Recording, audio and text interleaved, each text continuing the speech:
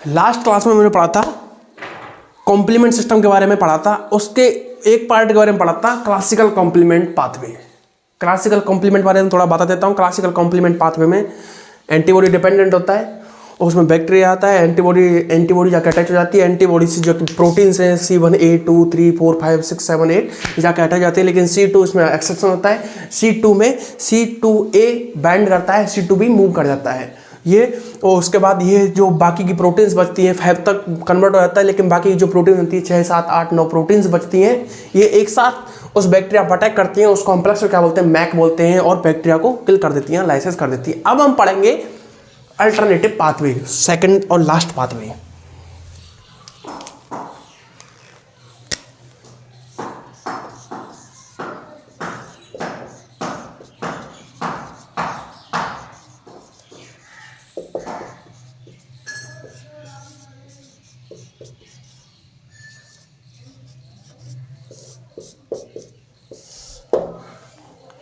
ये alternative pathway antibody independent pathway है। क्या है?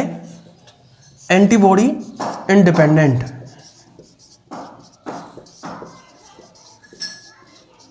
Independent pathway.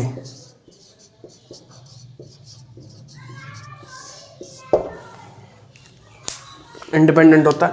अब जो अल्टरनेटिव पाथवे ये एक्टिवेट होता है किसी के द्वारा। एक्टिवेट कौन करता है इसको? एक्टिवेट करता है activate by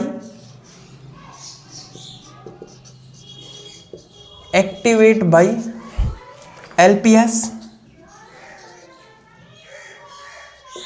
and barrel involves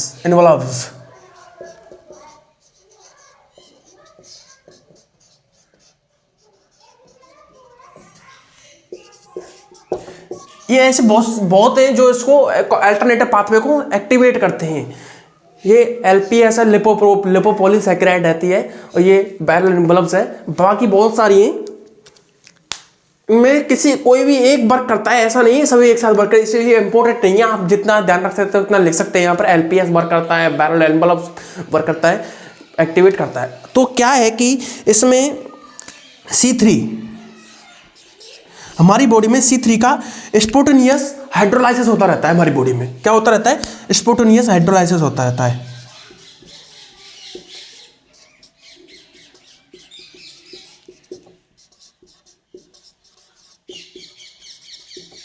hydrolysis होता है। किस में होता है हाइड्रोलाइसिस इसका?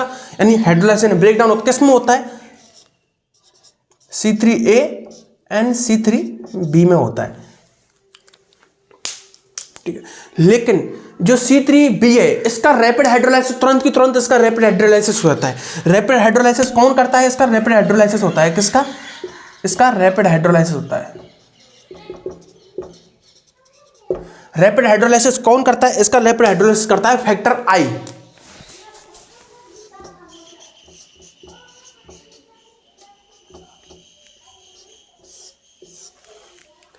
इसका जो C3 है ये इसका स्पोटेनियस हाइड्रोलाइसिस होता रहता है हमारी बॉडी में। किस में होता है? C3A C3B में।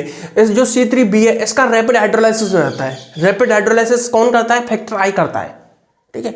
अब जो फैक्टर I इसका रैपिड हाइड्रोलाइसिस करता है, तो लेकिन ये जो C3B है, ये कौन? ये जो C3B है ये हाइड्रोलाइसिस नहीं होना चाहता है भाई। अभी बोलता है कि मैं अभी हाइड्रोलाइज नहीं होना चाहता हूं भाई। तो ये किससे मदद मांगता है? ये जो इसको एक्टिवेट करते हैं इस अल्टरनेटिव पाथवे को, इनसे हेल्प मांगता है। ये हेल्प की बोलता है इनसे। तो यहां कोई सा भी जो इनमें से हेल्प के लिए आ जाता है, कौन आता है? LPS आ जाता है हेल्प के लिए। मान लो LPS हेल्प के लिए आ गया। LPS क्या है? लिपोपॉलीसैकेराइड है।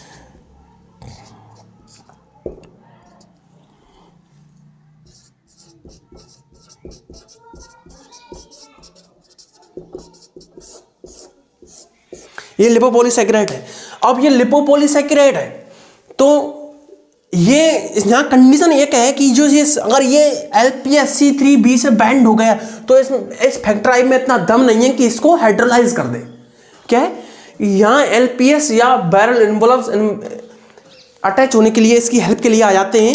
तो जो LPS यहाँ कंडीशन है, यदि LPS और C3B दोनों बैंड हो गए, यानी LPS C3B से बैंड हो जाता है, अटैच हो जाता है, तो इस फैक्टर I में इतना दम नहीं है कि इसको C3B को हाइड्रोलाइज कर दे। कैसे? कि LPS प्लस C3B अगर बाइंड हो गए तो ये फैक्टर I है, इसको हाइड्रोलाइज नहीं कर पाएगा, कैन नॉट हाइड्रोलाइज, इसको हाइड्रोलाइज नहीं कर पाएगा। तो क्या बचता है, C3B बचता है। तो ये बैक्टीरिया से जाके अटैच हो जाता है, ये बैक्टीरिया से जाके अटैच हो गया, किससे, ये क्या है, बैक्टीरिया है,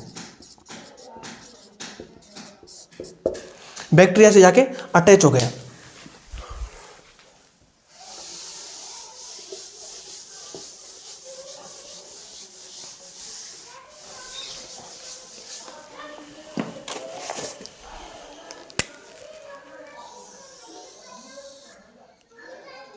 ये बैक्टीरिया से जाके अटैच होगा, कौन, C3B बैक्टीरिया से जाके अटैच होगा। ये कौन है, बैक्टीरिया है। तो जैसे बैक्टीरिया से अटैच होगा तो यहां कौन आ जाता है, फैक्टर B यहां पे अटैच होने आ जाता है, factor B, factor B attach होने आ जाता है यहां पर। तो फैक्टर B अटैच होगा तो कॉम्प्लेक्स क्या बनेगा, कॉम्प्लेक्स बन जाता है C3B एंड B,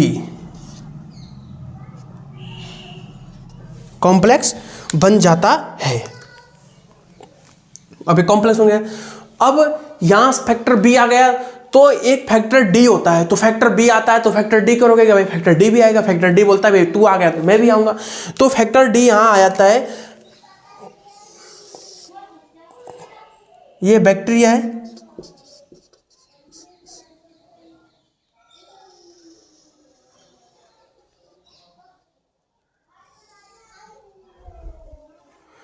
यहां कौन आता है, C3B एंड B। तो यहां कौन आता है, फैक्टर D आता है। ये फैक्टर D आता है तो ये जो फैक्टर B है, ये जो फैक्टर B वाला B है, इसको लाइसेस कर देता है, इसका ब्रेकडाउन कर देता है। ब्रेकडाउन किस में करेगा, V A में एंड B में इसका ब्रेकडाउन कर देता है। लेकिन मैंने बताया था यहां जो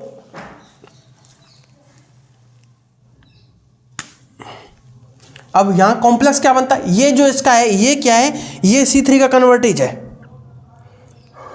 अब यहां कॉम्प्लेक्स क्या बनता है, कॉम्प्लेक्स बनता है C3B B and B, 3B complex बन जाता है। ठीक है, यहाँ B या कॉम्प्लेक्स बन के तैयार हो जाता है यहाँ पे जाके। अब ये कॉम्प्लेक्स ये किसका है, ये C3 का कन्वर्टेज है, ये C3A एंड C3B। C3 ये मूव कर जाता है, C3 अटैच हो जाता है, C3 इससे अटैच हो जाएगा तो क्या बन जाएगा, C3B एंड C3B, ये क्या बन जाएगा, 3B कॉम्प्लेक्स बन जाता है। अब ये जो कॉम्प्लेक्स है, ये किसका कन्वर्टेज है, C5 का कन्वर्टेज है ये। तो C5 दो भागों में बढ़ जाता है, C5 दो भागों में बढ़ गया तो क्या होगा, तो C5 दो भागों में बढ़ जाता है, C5A एंड C5B दो भागों में बढ़ जाता है। तो कॉम्प्लेक्स ये मूव कर जाता है और ये क्या आता है, ये सेल से बैंड हो जाता है। तो क्या बनता है, C3B 3B and 5B complex बन जाता है। अब बचे कौन कौन से, अब ये बैक्टीरिया है, ये क्या है, ये बैक्टीरिया है। ठीक है, अब यहां कॉम्प्लेक्स क्या बनता है, यहां बन जाता है C3B 3B 5B। यहां C3B का कॉम्प्लेक्स बनता है, जो C3B अटैच होता है, 3 आता है, C3 आता है, C3B यहां के दो भागों में जाता है, C3A C3B, उसका हाइड्रोलाइज होने से बचा लेता है LPS। अब जो C3B है, ये C3B तो ये है, ये फैक्टर B वाला B है, और ये जो पूरा कॉम्प्लेक्स है ये किसका कन्वर्टेज है, C3 का कन्वर्टेज है, ये C3 का कन्वर्टेज है। तो यहां से C3A मूव कर जाता है और C3B जाके बैंड हो जाता है, ये C3 ही है। कौन सा है, ये C3 है। अब ये जो पूरा कॉम्प्लेक्स बनता है, ये जो पूरा कॉम्प्लेक्स, ये किसका कन्वर्टेज है, C5 का कन्वर्टेज है। तो C5 दो भागों में बढ़ जाता है, C5A C5B। तो C5A मूव कर जाता है और C5B अटक जाता है, तो ये इसका कॉम्प्लेक्स है। तो पूरा कॉम्प्लेक्स क्या बनता है, पूरा कॉम्प्लेक्स बनता है C3B 3B एंड 5B। अब बच्चे कौन कौन से, अब बच्चे 6 7 8 9, ये तीनों बचते हैं, वही क्लासिकल कॉम्प्लीमेंट पाथवे की तरह वर्क करेगा यहाँ से। अब ये जो चारों प्रोटीन्स हैं, ये इस पर एक साथ अटैक करती हैं और एक साथ अटैक करती हैं। और ये 9 वाली है, ये ज़्यादा ही बढ़ती हुई है। ये प्रोटीन की मात्रा है, प्रोटीन का जो लेवल है ये बढ़ता हुआ है। क्लासिकल कॉम्प्लीमेंट प्रोटीन्स का बढ़ता हुआ लेवल है 6, 7, 8, 9, तो 9 हाई लेवल में हो जाती है। तो ये 9 वाली है, इसमें स्पोर कर देती है, छेद कर देती है। और इस कॉम्प्लेक्स को जो पूरा कॉम्प्लेक्स बनता है, कॉम्प्लेक्स क्या बनता है? कॉम्प्लेक्स बनता है C3b, B, 3b, 5b, 6, 7, 8, 9b, ये कॉम्प्लेक्स बनता है। मतलब B भी है, 6b, 7b, 8b, 9b, ये पूरा कॉम्प्लेक्स बनता है। इस पूरे कॉम्प्लेक्स को क्या बोलते हैं? मैक बोलते हैं। मेम्ब्रेन अटैक कॉम्प्लेक्स क्या बोलते हैं? इसको मैक बोलते हैं।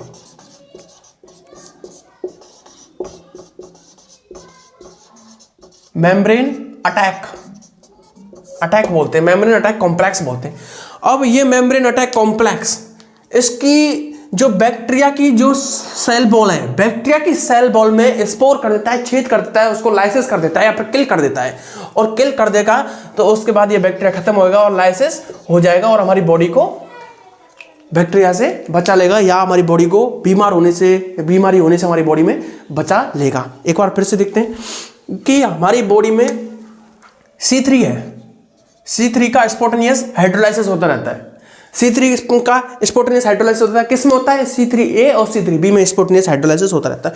अब बात करते हैं जो C3b है, इसका रैपिड हाइड्रोलाइसिस हो जाता है। कौन करता है? फैक्टर I करता है। फैक्टर I इसका रैपिड हाइड्रोलाइसिस करता है। तो ये फैक्टर B है, जो C3b है, ये किससे मदद मांगता है? ये मांगता है जो अल्टरनेटिव पाथवे को एक्टिवेट करते हैं, इससे मदद मांगता है।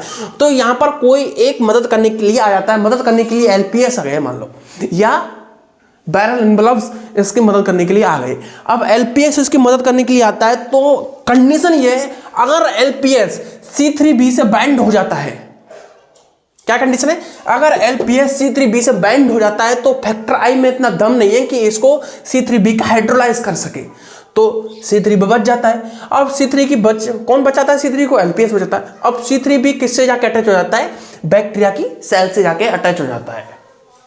अब अटैच होगा तो यहाँ फैक्टर B आता है, और फैक्टर B आता है तो फैक्टर B जाके अटैच हो जाता है। कॉम्प्लेक्स क्या बन जाता है? कॉम्प्लेक्स बनता है C3b एंड B कॉम्प्लेक्स बन जाता है। अब उसके बाद फैक्टर D आता है। भाई फैक्टर B आ गया तो फैक्टर D क्यों रुकेगा? फैक्टर D बोलता है मैं भी नहीं रुकूंगा, मैं भी आऊंगा। तो फैक्टर D इसके पास आता है, और फैक्टर D आता है तो फैक्टर B वाली B को क्या कर देता है?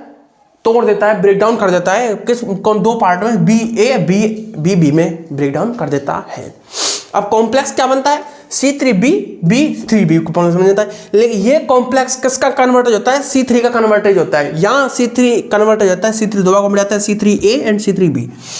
तो C3 मूव कर जाता है और C3b अटैच हो जाता है। अब C3b अटैच होगा तो क्या कॉम्प्लेक्स बन जाएगा? C3b and 3b। अब ये जो पूरा कॉम्प्लेक्स है ये किसका कन्वर्टर होता है? C5 का कन्वर्टर होता है। तो C5 दो भागों में बढ़ जाता है, C5a एंड C5b। अब दो भागों में बढ़ गया C5, तो C5 दो भागों में बढ़ने के बाद C5a मूव कर जाता है, C5b कॉम्प्लेक्स से जाके जुड़ जाता है और ये पूर्ण कॉम्प्लेक्स का फॉर्मेशन करता है। कॉम्प्लेक्स क्या बनता है? C3b, B3b, 5b complex. अब बचे कौन कौन से? 6, 7, 8, 9 बच गए हैं। अब ये प्रोटीन्स का बढ़ता हुआ लेवल है 6, 7, 8, 9, तो 9 है जो ये बढ़ता हुआ लेवल है, बहुत ज़्यादा प्रोटीन्स हैं। तो ये इस बैक्टीरिया की इस लेयर में स्पोर कर देती हैं, छेद कर देती हैं और इस बैक्टीरिया को किल कर देती हैं। ये जो पूरा कॉम्प्लेक्स क्या बनता है? पूरा कॉम्प्लेक्स बनता है C3b, B3b, 5b, C6, 7, 8, 9b complex बनता है। इस कॉम्प्लेक्स को क्या बोलते हैं? मैक बोलते हैं, मेम्ब्रेन अटैक कॉम्प्लेक्स बोलते हैं इसको। ये कॉम्प्लेक्स बोलते हैं, ये इसको बैक्टीरिया को किल कर देगा, हमारी बॉडी को ये लाइसिस कर देगा, बैक्टीरिया को किल कर देगा, मार देगा, या हमारी बॉडी को इससे प्रोटेक्ट कर लेगा। ये था alternative pathway. Thank you guys. Video अच्छी लगी हो तो लाइक करें, कमेंट सेक्शन में कमेंट करें और यूट्यूब चैनल को सब्सक्राइब करें और